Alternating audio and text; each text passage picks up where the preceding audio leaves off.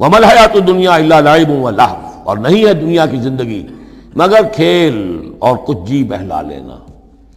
یعنی اس کو یہ نہ سمجھیے کہ دنیا کی زندگی حقیقت نہیں ہے، تقابل میں کہا یہ جاتا ہے، تقابل میں آخرت کے مقابلے میں اس کی یہ حقیقت ہے۔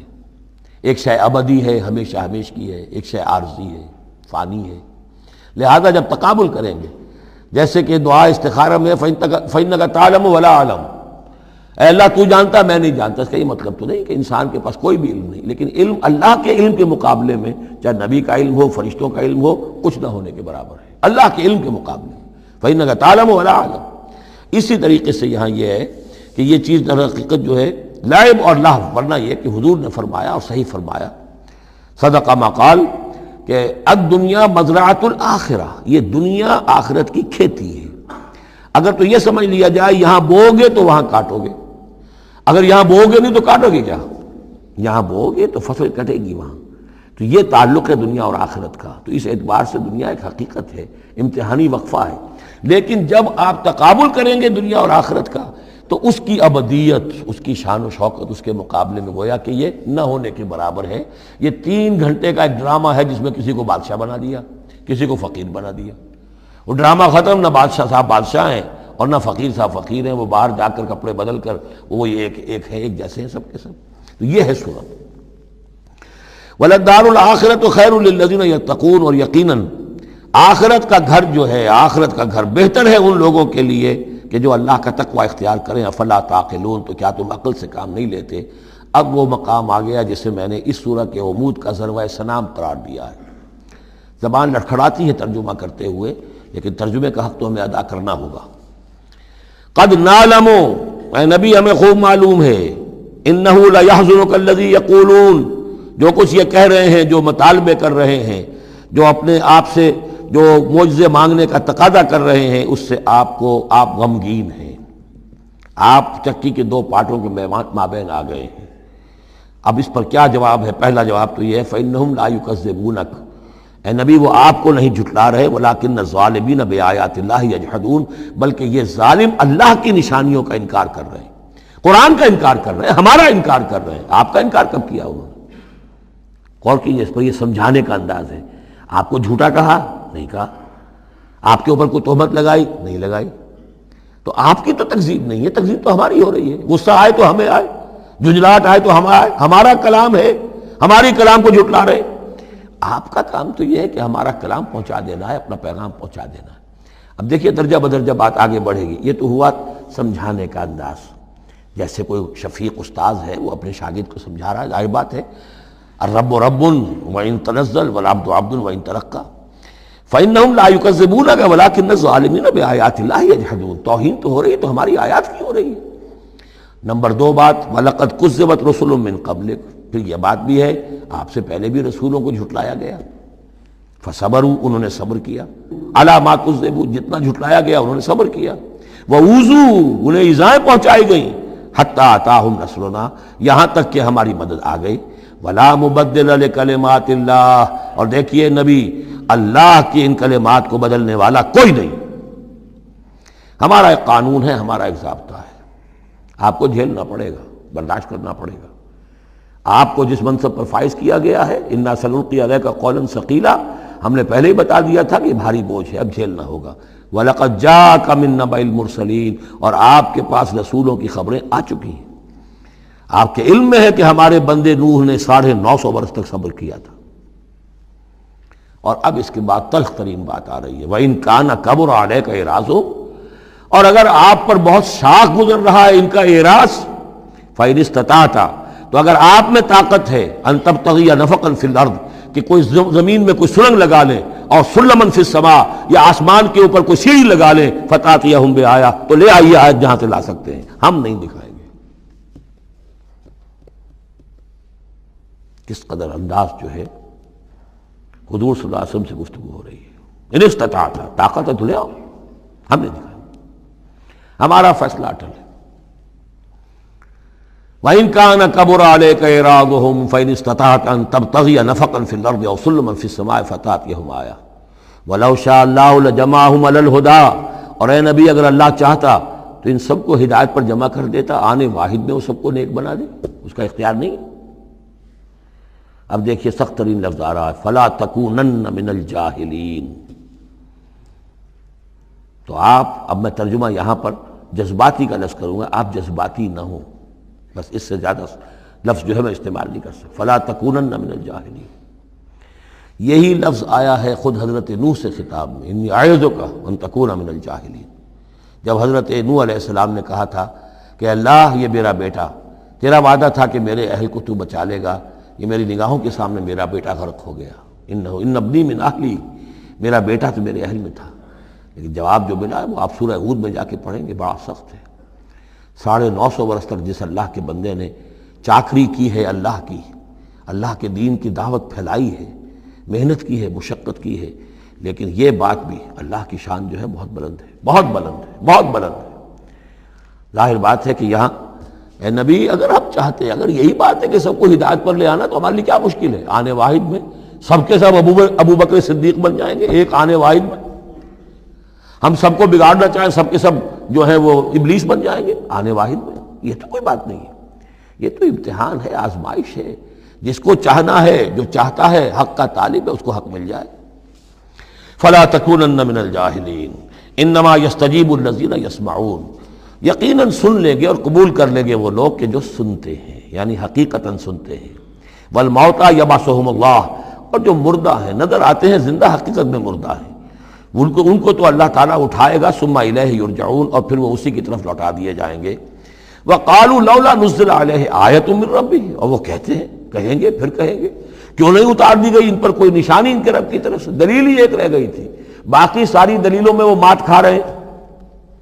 ایک حجت کے اوپر انہوں نے ڈیرا لگا لیا، انہیں بھی پتہ چل گیا کہ اللہ تعالیٰ کا فیصلہ یہ ہے کہ کوئی حسی معجزہ نہیں دکھانا، تو ڈیرا لگا لیا انہوں نے۔ لیکن اس میں جیسا کہ میں نے پھر وہی لفظ زبان کو لگا، ذیق میں حضور کی جان آ گئی۔ وَلَقَدْ نَعْلَمُ أَنَّكَ لَيَحْزُنُكَ، بلکہ دوسری جگہ پر یہ بھی ہے، أَنَّكَ يَضِيقُ صَدْرُكَ بِمَا يَقُولُونَ، آپ کا سینہ بھجتا ہے ان باتوں سے جو یہ کہہ رہے ہیں۔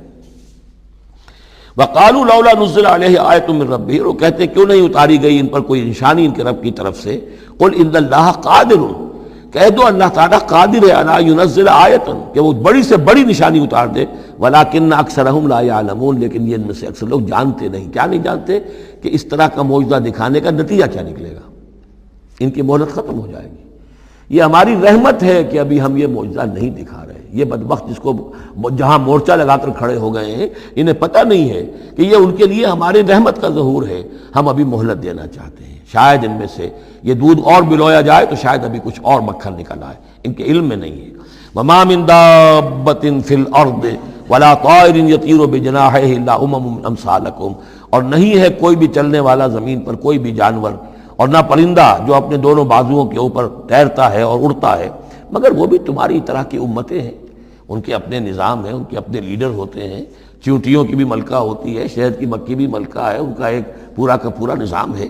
ما فرطنا فی الکتاب من شیء، ہم نے تو اپنی کتاب میں کسی شے کی کوئی کمی نہیں رکھی ہے، ہر طرح کے دلائل دے دیے ہیں، ہر طرح کے شواہد پیش کر دیے ہیں، ہر طرح کی جو ہے استشہاد کر دیا ہے۔ ثم الی ربہم یحشرون، پھر یہ اپنے رب کی طرف لوٹائے جائیں گے، جمع کیے جائیں گے، وہاں ہر ایک کو اپنے کیے کا پورا بدلہ مل جائے گا۔ والذین کذبوا بآیاتنا، اور جو لوگ ہماری آیات کو جھٹلا رہے ہیں، صم و بکم فی الظلمات، وہ بہرے اور گونگے ہیں، اندھیروں میں بھٹک رہے ہیں۔ من یشاء اللہ یضللہ، جس کو اللہ چاہتا ہے اس کی پھر گمراہی کے اوپر مہر تصدیق ثبت کر دیتا ہے، اس کی گمراہی کا فیصلہ کر دیتا ہے۔ ومن یشاء یجعلہ علی صراط مستقیم، اور جس کو چاہتا ہے اسے سیدھے راستے کے اوپر لے آتا ہے۔ قل ارأیتکم ان اتاکم عذاب اللہ او اتتکم الساعۃ وغیر اللہ تدعون، اب ایک اور بات ان سے کی جا رہی سرچنگ انداز میں، ان سے کہیے ذرا غور کرو، اگر تم پر کسی وقت اللہ کا عذاب آ جائے یا تم پر قیامت آ جائے تو کیا سوائے اللہ کے کسی اور کو پکارو گے؟ یہ بھی ان کا مشاہدہ تھا، جب بھی کبھی تکلیف ہوتی تھی، سمندر میں جاتے تھے، کہیں طوفان آ گیا، پھر نہ وہ لات کو پکارتے تھے، نہ عزا کو، نہ منات کو، نہ حبل کو، کسی کو نہیں، پھر اللہ کو پکارتے تھے۔ تم پر کوئی شامت آتی ہے تو اسی کو پکارتے، معلوم ہے تمہاری فطرت میں ایک ہی اللہ پر ایمان ہے۔ ان کنتم صادقین، اگر سچے ہو تو ذرا جواب دو۔ اب ظاہر بات ہے جس میں کچھ بھی شرافت کی رمق تھی وہ ان دلیلوں کو سمجھتے تھے کہ ہاں بات تو ٹھیک کہہ رہے ہیں، ہماری کیفیت تو یہی ہے۔ بل ایاہ تدعون، اسی کو تم پکارتے ہو، فیکشف ما تدعون الیہ ان شاء، پھر اگر وہ چاہتا ہے تو جو تم پکارتے ہو جس تکلیف میں وہ دور کر دیتا ہے۔ وتنسون ما تشرکون، لیکن تم بھول جاتے ہو ان کو جن کو کہ تم شریک کرتے ہو، وہ تمہیں یاد نہیں آتے، لات اور عزا اور حبل اور منات وہاں یاد نہیں آتے۔ وَلَقَدْ أَرْسَلْنَا إِلَىٰ أُمَمٍ مِّن قَبْلِكَ فَأَخَذْنَاهُم بِالْبَأْسَاءِ وَالضَّرَّاءِ، اور ہم نے بھیجا ہے اور بھی امتوں کی طرف اے نبی آپ سے قبل۔ اب یہ ایک بہت اہم قانون ہے جو بیان ہو رہا ہے انبیاء اور رسل کے بارے میں، انبیاء نہیں رسل کے بارے میں۔ جب بھی کسی قوم کی طرف رسول بھیجے جاتے تھے تو اللہ تعالیٰ کی طرف سے چھوٹے چھوٹے عذاب آتے تھے تاکہ وہ جو خواب غفلت میں، خواب خرگوش میں مبتلا ہے وہ جاگیں، ہوش میں آئیں اور بات سنیں۔ لیکن اگر وہ انکار کر دیتے تھے تو پھر اللہ تعالیٰ کی طرف سے ان کی رسی ڈھیلی کر دی جاتی تھی، اب کھا لو پی لو، جو بھی چند دن مہلت ہے عیش کر لو، پھر اچانک عذاب ان پر آ جاتا تھا۔ یہ مضمون اصل میں یوں سمجھیے کہ دوسری صورت کا عمود ہے جس نے کہ اس سورہ مبارکہ کو اس کے ساتھ جوڑ دیا ہے۔ باقی یہ مضمون بڑی تفصیل سے آئے گا سورہ اعراف کے اندر۔ وَلَقَدْ أَرْسَلْنَا إِلَىٰ أُمَمٍ مِّن قَبْلِكَ فَأَخَذْنَاهُم بِالْبَأْسَاءِ وَالضَّرَّاءِ، اور ہم نے بھیجا اور امتوں کی طرف آپ سے پہلے اے نبی رسولوں کو، تو پھر ہم نے پکڑا ان کو سختیوں سے اور تکلیفوں سے، لعلہم یتضرعون، شاید کہ وہ تضرع کریں، عاجزی کریں، گڑ گڑائیں۔ فلولا اذ جاءہم باسنا تضرعوا، تو کیوں نہ ایسا ہوا کہ جب ہماری طرف سے کوئی سختی ان پر آئی تو وہ گڑ گڑاتے اور وہ عاجزی کرتے، ولکن قست قلوبہم، لیکن ان کے دل تو سخت ہو چکے تھے، وزین لہم الشیطان ما کانوا یعملون، اور شیطان نے مزین کیے رکھا ان کے لیے جو عمل وہ کر رہے تھے، یعنی کوئی سوچنے کے لیے تیار نہیں ہوا، کوئی اپنے رویے پر نظر ثانی کرنے کے لیے آمادہ نہیں ہوا۔ فلما نسوا ما ذکروا بہ، جب انہوں نے نظر انداز کر دیا، بھلا دیا، جو ہماری تذکیر آئی تھی، نصیحت آئی تھی، یاد دہانی آئی تھی، واعظ آیا تھا، اسے بھول گئے اور اس کو بھلا دیا۔ فتحنا علیہم ابواب کل شیء، پھر ہم نے ان پر دروازے کھول دیے ہر چیز کے، اب کھاؤ پیو عیش کرو، اب دنیا میں نعمتیں تمہیں ملیں گی، اب تمہیں تاکہ جو بھی تمہارا کوئی نصیب ہے اس دنیا میں تم اس سے فائدہ اٹھا لو۔ حتی اذا فرحوا بما اوتوا، یہاں تک کہ جب کہ وہ بہت خوش ہو گئے، اترانے لگے ان چیزوں پر جو انہیں مل گئی تھی، اخذناہم بغتۃ، پھر اچانک ہم نے انہیں پکڑ لیا، فاذا ہم مبلسون، پھر وہ بالکل مایوس ہو کر رہ گئے۔ فقطع دابر القوم الذین ظلموا، اور پھر جڑ کاٹ دی گئی اس قوم کی جس نے ظلم اور شرک اور کفر کی روش اختیار کی تھی۔ والحمدللہ رب العالمین، اور کل شکر اور کل حمد اور کل تعریف تو اللہ ہی کے لیے ہے جو تمام جہانوں کا پروردگار ہے۔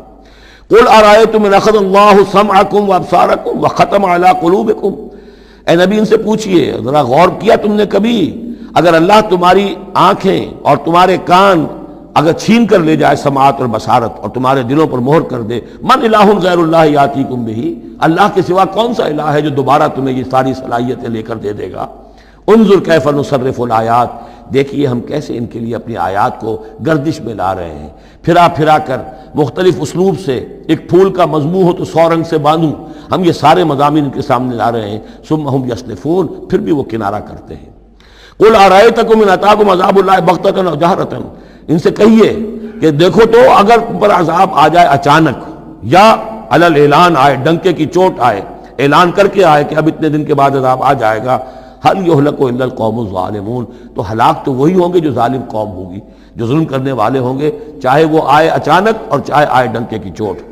وما نرسل المرسلین الا مبشرین ومنذرین، اب یہ دیکھیے پھر وہی لفظ آ گیا جو سورہ نساء میں ہم پڑھ چکے ہیں، رسلا مبشرین ومنذرین، جو بیسک فنکشن ہے انبیاء اور رسل کا وہ یہ ہے۔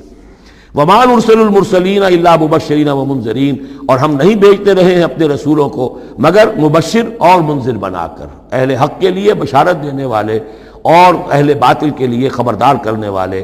فمن آمن واصلح فلا خوف علیہم ولا هم يحزنون، تو جو ایمان لے آئے اور جنہوں نے اپنی اصلاح کر لی ان پر نہ کوئی خوف ہے اور نہ وہ حزن سے دو چار ہوں گے۔ والذین کذبوا بآیاتنا، اور وہ لوگ کہ جنہوں نے ہماری آیات کو جھٹلایا، یمسهم العذاب بما كانوا يفسقون، ان کے اوپر عذاب مسلط ہو کر رہے گا ان کی نافرمانی کے باعث۔ بارک اللہ لی ولکم فی القرآن العظیم ونفعنی وإیاکم بالآیات والذکر الحکیم۔ اعوذ باللہ من الشیطان الرجیم، بسم اللہ الرحمن الرحیم۔ قل لا اقول لکم عندی خزائن اللہ ولا اعلم الغیب ولا اقول لکم انی ملک ان اتبع الا ما یوحی الی قل هل یستوی الاعمی والبصیر افلا تتفکرون صدق اللہ العظیم۔ اے نبی ان سے کہہ دیجئے میں تم سے یہ نہیں کہتا کہ میرے اختیار میں ہیں اللہ کے خزانے، تم مجھ سے کہتے ہو یہ دکھاؤ یہ دکھاؤ یہ دکھاؤ، میں نے کب دعویٰ کیا ہے کہ میرا اختیار ہے؟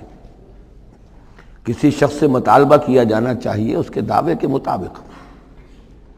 میں نے الوہیت میں داخل ہونے کا کب دعویٰ کیا؟ میں نے تو دعویٰ کیا ہے کہ میں اللہ کا ایک بندہ ہوں، عام انسان ہوں، بشر ہوں، مجھ پر وحی آئی ہے، مجھے مامور کیا گیا ہے کہ تمہیں متنبہ کر دوں، وہ کام میں کر رہا ہوں۔ لا اقول لکم عندی خزائن اللہ، میں تو نہیں کہتا کہ میرے پاس کوئی اللہ کے خزانے ہیں، میرے اختیار میں ہیں۔ ولا اعلم الغیب، نہ میں نے یہ دعویٰ کیا ہے کہ غیب کا علم مجھے حاصل ہے۔ ولا اقول لکم انی ملک، نہ میں نے تم سے کبھی یہ کہا ہے یا کہتا ہوں کہ میں فرشتہ ہوں۔ ان اتبع الا ما یوحی الی، میں تو بس اتباع کر رہا ہوں اس شے کی کہ جو مجھے طرف وحی کی جا رہی ہے۔ قل هل یستوی الاعمی والبصیر، کہیے تو پھر اب برابر ہو جائیں گے دیکھنے والے اور اندھے؟ افلا تتفکرون، تو کیا تم تفکر نہیں کرتے، غور و فکر سے کام نہیں لیتے؟ وانذر بہ، اب پھر یہاں بہ پر زور دے رہا ہوں میں، اے نبی اس قرآن کے ذریعے سے خبردار کر دیجئے، آپ کا کام انذار ہے، تبشیر ہے۔ اوپر آ چکا ہے وما نرسل المرسلین الا مبشرین، پہلے آ چکا ہے اوحی الی ھذا القرآن لانذرکم بہ ومن بلغ، یہاں پھر آیا وانذر بہ الذین یخافون ان یحشروا الی ربہم، خبردار کر دیجئے اس کے ذریعے سے ان لوگوں کو کہ جنہیں واقعتاً کچھ خوف ہے کہ وہ اپنے رب کی طرف لے جائے جائیں گے۔ جیسا کہ میں نے آپ کو بتایا تھا کہ ان میں بھی بہت کم لوگ تھے کہ جو بعث بعد الموت کے منکر تھے، وہ یہ کہتے تھے کہ ہاں ہے، قیامت ہے، اٹھیں گے، اپنے رب کے پاس جائیں گے، لیکن وہاں ہمارے چھڑانے والے ہیں، وہ ہمیں بچا لیں گے۔ وانذر بہ الذین یخافون ان یحشروا الی ربہم لیس لہم من دونہ ولی ولا شفیع، ان کے لیے کوئی نہیں ہوگا اللہ کے سوا، نہ کوئی حمایتی نہ سفارش کرنے والا۔ اپنی ان مغالطوں کو رفع کر لیں، ان غلط فہمیوں کو رفع کر لیں۔ لعلہم یتقون، شاید کہ ان میں تقوی پیدا ہو جائے، شاید کہ وہ ڈر جائیں، شاید کہ خوف پیدا ہو جائے۔ ولا تطرد الذین یدعون ربہم بالغداۃ والعشی یریدون وجہہ، اور مت دھتکاریے آپ ان لوگوں کو کہ جو پکارتے ہیں اپنے رب کو صبح و شام اور وہ اس کی چہرے کی طالب ہیں، اس کی رضا کے جویا ہیں۔ یہ اصل میں اشارہ ہو رہا ہے کہ تمام رسولوں کے ساتھ یہ معاملہ ہوا، خاص طور پر حضرت نوح کے ساتھ بھی، کہ جو بڑے بڑے سرداران ہوتے تھے قوم کے، وہ کہتے تھے کہ اے نوح ہم تو تمہارے پاس آنا چاہتے ہیں، سمجھنا چاہتے ہیں بات کیا ہے، لیکن ہم دیکھتے ہیں جب بھی آئیں تمہارے پاس، تمہاری محفل میں بیٹھے ہوتے ہیں ہمارے کمی کاری ملازم گھٹیا لوگ، اب ہماری شایع نشان نہیں ہے کہ ہم ان کے ساتھ بیٹھیں۔ یہی بات حضور سے کہتے تھے کہ ہم آتے ہیں آپ کے پاس بات سمجھنے کے لیے، یہ آپ کے گرد جو جمگھٹا لگا رہتا ہے یہ ہمارے غلام لوگ ہیں، یہ ہمارے جو ہے معاشرے کے پست طبقات ہیں، یہ آپ کے آس پاس ہوتے ہیں، تو پھر ہمارے شایع نشان یہ نہیں ہے کہ ہم ان کی موجودگی میں آپ سے بات کریں۔ اس پر جواب دیا جا رہا ہے اے نبی آپ ان کی باتوں سے کوئی اثر نہ لیں، آپ خام خواہ اپنے ان ساتھیوں کو، چاہے وہ غریب ہیں چاہے وہ پست طبقات سے ہیں، لیکن ان کی شان یہ ہے کہ وہ صبح و شام اللہ کو پکارتے ہیں، اللہ سے دعا کرتے ہیں، مناجات کرتے ہیں، تسبیح و تحمید کرتے ہیں، اور وہ اس کے چہرے، اس کے روح انور کے طالب ہیں، وہ اس کے رضا چاہتے ہیں، اس کی خوشی چاہتے ہیں۔ انہوں نے اپنی زندگی جو ہے من یشری نفسہ ابتغاء مرضات اللہ، یہ تو وہ لوگ ہیں جنہوں نے اپنی جانیں جو ہے اللہ کی رضا جوئی کے لیے، اللہ کی رضا حاصل کرنے کے لیے تج دی ہیں۔ ما علیک من حسابہم من شیء، آپ کے ذمے ان کے حساب میں سے کچھ نہیں ہے، وما من حسابک علیہم من شیء، اور نہ آپ کا ان کے اوپر آپ کے حساب میں سے کچھ ہے، یعنی یہ کہ یہ تو ہر شخص کو اپنی کمائی کرنی ہے، آپ کے ذمہ آپ کا فرض ہے آپ کرتے جائیے، جو آپ کے پاس آ رہے ہیں ان کا حساب بھی اللہ لے لے گا، جو آپ کے پاس نہیں آتے ان کا حساب بھی لے لے گا، ہر ایک کو اس کے طرز عمل کے مطابق وہ بدلہ دے دے گا۔ نہ آپ ان کی طرف سے جواب دہ ہیں نہ یہ آپ کی طرف سے جواب دہ ہیں۔ فتطردہم، تو اگر خدا نہ خواستہ بالفرض آپ ان کے دباؤ میں آ کر اگر انہیں دور کر دیں، اپنے سے دھتکار دیں، فتکون من الظالمین، تو آپ ظالموں میں سے ہو جائیں گے۔ وَكَذَلِكَ فَتَنَّا بَعْضَهُمْ بِبَعْضٍ، اور اسی طرح ہم نے بعض کو بعض کے ذریعے سے آزمایا ہے۔ حق کہہ رہا ہے ایک شخص لیکن ہے مفلس، اب وہ دولت مند جو ہے وہ مسکرائے گا، اس کو دیکھو یہ مجھے سمجھانے آیا ہے، اس کے کپڑے پھٹے ہوئے ہیں، جوتیاں پٹخارتا ہوا آ گیا مجھے سمجھانے کے لیے، اپنی حیثیت کو نہیں پہچانتا۔ حالانکہ دیکھنا یہ چاہیے کہ جو بات وہ کہہ رہا ہے صحیح ہے یا غلط۔ اس طرح ہم آزمائش کر دیتے ہیں لوگوں کے لیے، وَكَذَلِكَ فَتَنَّا بَعْضَهُم بِبَعْضٍ، اسی طرح ہم آزماتے ہیں بعض کو بعض کے ذریعے سے، لِيَقُولُوا، تاکہ وہ کہیں أَهَٰؤُلَاءِ مَنَّ اللَّهُ عَلَيْهِم مِّن بَيْنِنَا، کیا یہ وہ لوگ ہیں جن پر اللہ کا خاص انعام و احسان ہوا ہے ہم میں سے؟